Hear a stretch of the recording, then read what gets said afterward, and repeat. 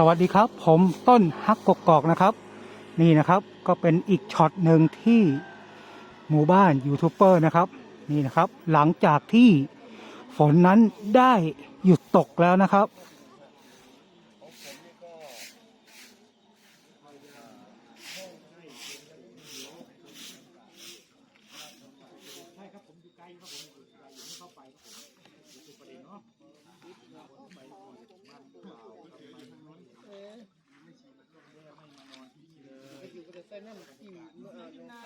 ก็จะชวนยูทูบเบอร์แถวนี้ไปก้านคืนก้านโขกกันตอนเย็นนี้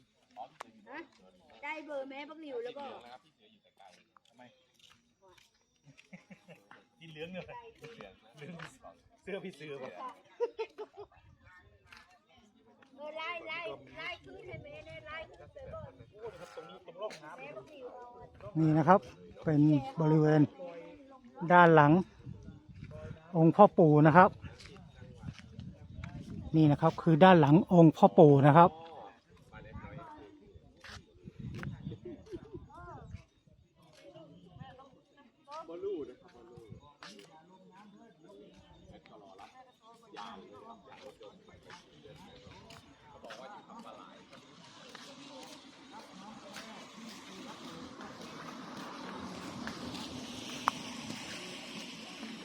โอ้ลานองค์ปู่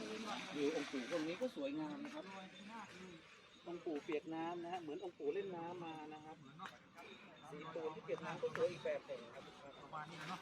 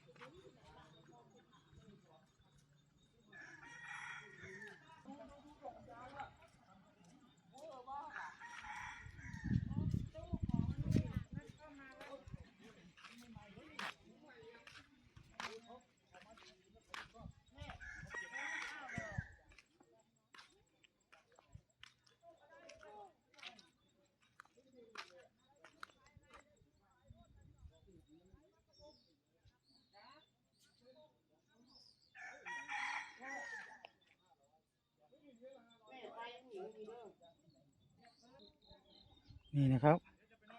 นี่ครับหมาเล่นน้ำอยู่นะครับนี่นะครับนี่นะครับบรรยากาศนะครับ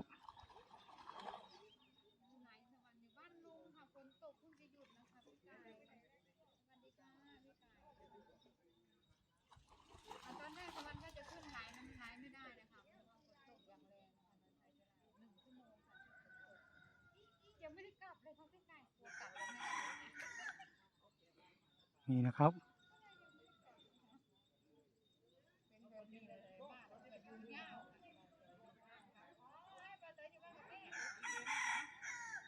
นี่คือท้องฟ้าหลังฝนนะครับหรือว่าฟ้าหลังฝนนะครับนี่นะครับคือฟ้าหลังฝนนะครับ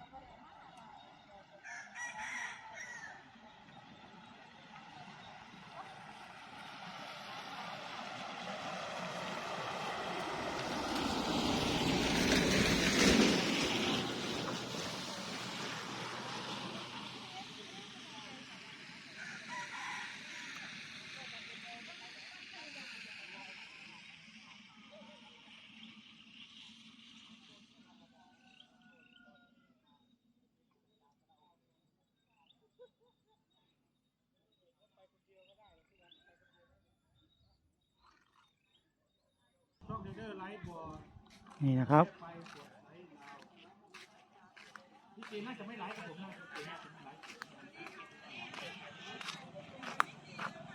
ไม่ไลฟ์ครับผมไม่ไลฟ์กับพี่นี่นะครับ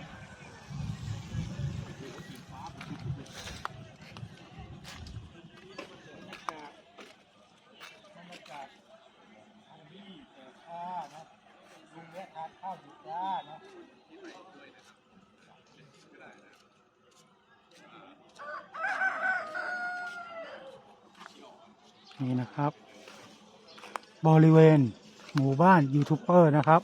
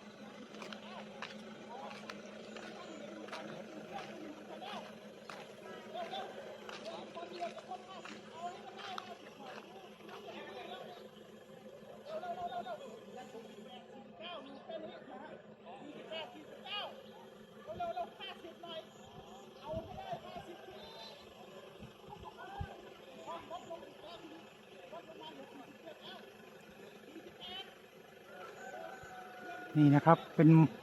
เมฆบางๆนะครับ หลังฝนตกนะครับ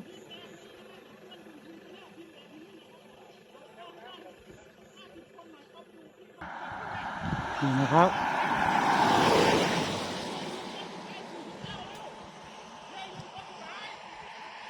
น้ำก็ท่วมหน้าร้าน น้ำมะพร้าวปั่นอีกแล้วนะครับ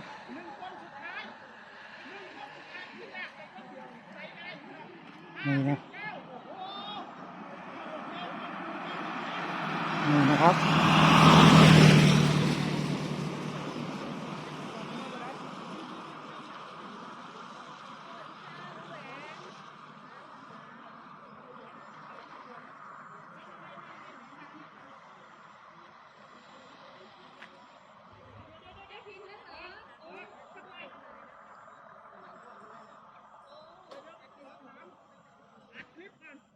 ผมก็ขอยุติไว้ณเท่านี้ก่อนนะครับ